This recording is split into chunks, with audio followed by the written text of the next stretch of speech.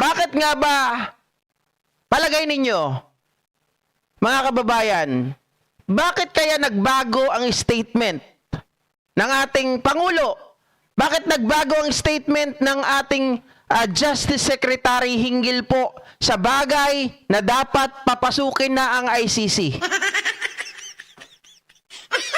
Sige nga, bago natin simulan ng ating topic, tanungin ko muna kayo, may idea ba kayo mga kababayan, mga ka-GP Natics? Bukod sa mga nakikita ninyo na mga isiniwalat sa Quadcom, di ba? Mga statement, mga witness, ganun din sa mga katibayan, di ba? Mga proof na ipinakita sa Quadcom o ipresenta sa Quadcom. Meron pa ba kayong naiisip na iba kung bakit nagsalita ng ganito ang ating Pangulo? Bakit po niya sinasabi ngayon, mga kababayan, na meron ng go signal?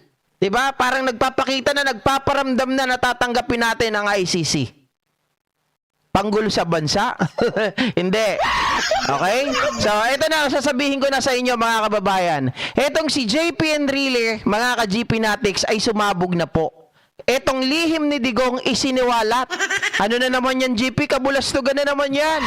Ito po, tungkol din ito sa usapang EJK. Na masasabi ko po, isa ito sa mga katibayan, mga kababayan, na hindi po natin pwede na maialis dahil si JPE, ang kanya pong mga salita ngayon, talagang pinapaniwalaan po. Ito ang sabi niya, known to often lay serious discussion with jokes.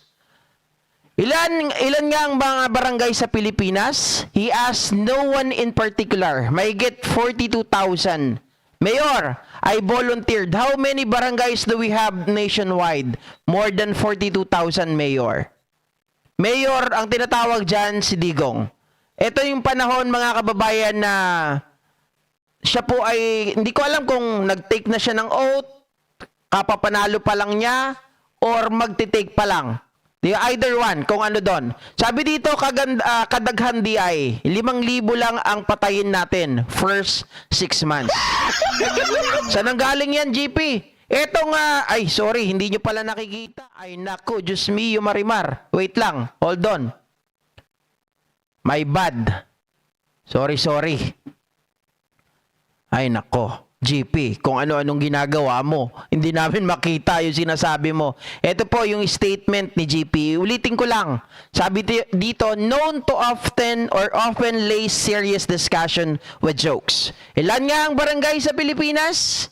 He asked, no one in particular. Ang sinasabi dito, mga kababayan, na nag-question or nag-ask ng question ay si Digong. Diba?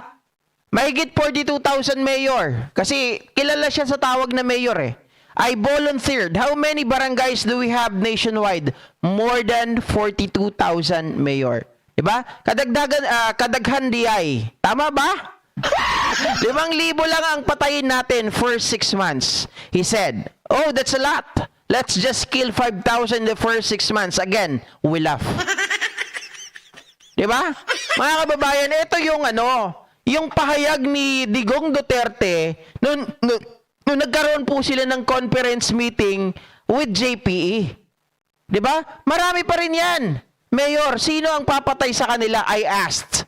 That's still a lot, Mayor. Who will do the killing? Sabi dito, ang mga pulis. He quickly replied, the police.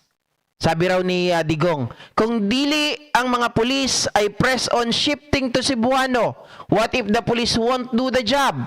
Sila atong patyon, again, conveying with his eyes a childlike naughtiness. Well, let's kill the police. And all the more we laugh. Mga kababayan, paano daw kung hindi pumayag yung mga pulis? Ang gagawin daw nila, papatayin. Well, let's kill the police. Yan daw ang sabi ni Digong. In a meeting in Malacanang in the first few months, o ibig sabihin, sorry mga kababayan, ito na yung sagot. So, ibig sabihin, after pala ito ng pag-take ng oath ni Digong. In a meeting in Malacanang in the first few months of the current administration, where the former Secretary of Justice of then President Duterte, now currently the Solicitor General, Maynard Guevara, was present. I was one of those who advised our President Ferdinand Romualdez Marcos Jr. not to allow the International Criminal Court or the ICC to interfere because of our sovereignty in the enforcement of our domestic law. So I ask you, sir, with due respect, whether the underlined words on pages 21 and 22 of Attorney Earl Pareño's book, Beyond Will and Power, are the basis, backdrop, and underpinnings of your presidential policy on war on drugs?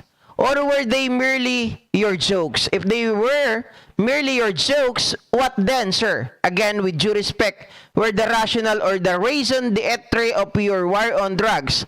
I ask this question because of our constitutional Bill of Rights, which says no person shall be deprived of life, liberty, and property without due process of law, nor any person be denied the equal protection of law. And the oath of office you took when you assumed the powers of the presidency of our country, and by the way, all presidents take the oath of office when they assume the power of that office, which says, I do solemnly swear to or affirm that I will faithfully and Sorry. Conscientiously fulfill my duties as President or Vice President or Acting President of the Philippines, preserve and defend its constitution defend its constitution, execute its laws, do justice to every man, and consecrate myself to the service of the nation. So help me God. So mga kababayan, yung sinasabi dito na talagang inilabas na usapan nitong si JPE or si Juan Ponce Enrile, mga kababayan, tingin ko, isa ito sa mga makakapagpatibay para itong si Digong ay mapanagot.